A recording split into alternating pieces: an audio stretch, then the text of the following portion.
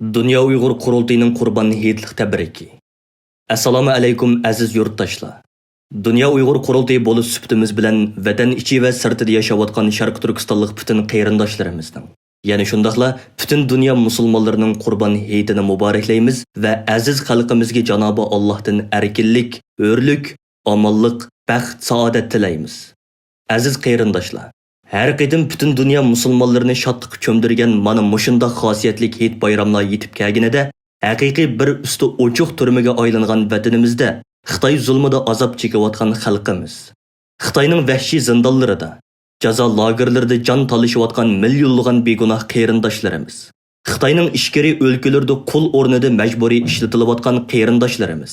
Yani shundaqla vatansizlik dardidan ko'rish imkoniyatimiz bo'lmagan vatandagi ota-ona, urug' tuqqan va do'st yoranlarimiz ko'z oldimizda namoyon bo'ladi va buningdan cheksiz azoblanamiz. Hammamizga ma'lum bo'lganidek, vatanimiz Sharq Turkiston kommunist Xitoyning tajovuzga uchragandan buyon vatan ichidagi xalqimizning biror kunimi xotirjamlik va shodlik ichida o'tib boqqani yo'q. Xalqimizning har bir kuni qonliq yosh to'kish va musibat ichida hasratlanish bilan o'tdi. Muhojiratdagi qeyrindoshlarimiz-mu vatandagi ota-ona, urug' tuqqan, do'st yoranlari va so'yimli xalqining dardi paroqida qayg'urish, hasratlanish va azoblanish tuyg'usi ichida bugungidek heyit bayramlarni kutib olishga majbur bo'lib keldi. Bo'libmi heyit kunlari vatandagi ota-ona va urug' tuqqanlarimizdan telefon orqali bo'lsa-mu hol ahvol so'rab, ularning heyitini muboraklashdan mahrum qoldirilishimiz biz muhojiratdagi Sharq Turkistonliklarni cheksiz azob qisaladi va bizni bu echinishli kunlarga solgan zolim Xitoy hokimiyatiga bo'lgan g'azab nafratimiz hassalab oshadi. Bugun biz Sharq Turkistonliklar tarixda misli ko'rilmagan zo'r irqiy yo'qotishga duch kelayotgan bir xatarli vaziyatda turibmiz. Mustabid Xitoy hokimiyatining xalqimizga qaratgan fashistik qilmishlari bugun butun xalqaro jamoatchilikni uyg'otdi.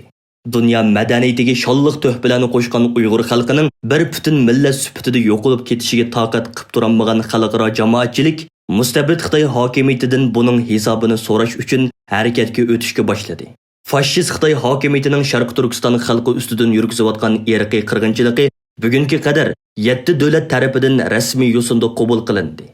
Uyg'urlar masalasi Birlashgan Davlatlar Tashkilotining, Yevropa Ittifoqining, G7 davlatlari ittifoqining, shundaqla Amerika boshchiligidagi g'arb davlatlarining hukumat va parlamentlarining muhim kun tartiblariga aylandi.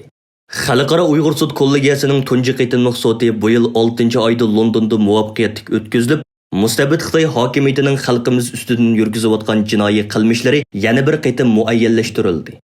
Xalqaro jamoatchilikmi Xitoyning xalqimiz ustidan yurgizayotgan jinoiy qilmishlarini to'sib qilish uchun jiddiy harakatga o'tishga boshladi.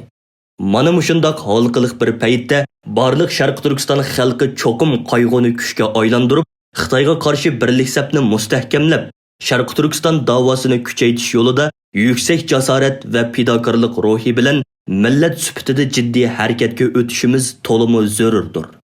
Agar biz insoniy haq-huquqlarimizni, qadr-qimmatlarimizni, milliy va diniy mavjudligimizni qo'g'dab qolamiz va dunyo musulmonlariga o'xshash erkin va ozod holda heyitimizni qutlug'laymiz deydiganmiz, u holda cho'qim xalqimizga kelayotgan butun zulm va baloy ofatlarning tub manbai hisoblangan Xitoy hokimiyatining mustamlikasidan va bo'yin to'riqidan uzil-kesil qurtulish uchun kurash qilishimiz va bu sharafli yo'lda butun fidokorligimizni ko'z tutishimiz lozim. Mana bu Sharq Turkiston xalqining birdan-bir chiqish yo'lidan iborat. Oxirida aziz qeyrindoshlarimining muborak Qurban hayitini qayta tabriklaymiz va sizlarga Allohdan salomatlik va baxt tilaymiz. Hurmat bilan Dünya Uyg'ur Qurultayı.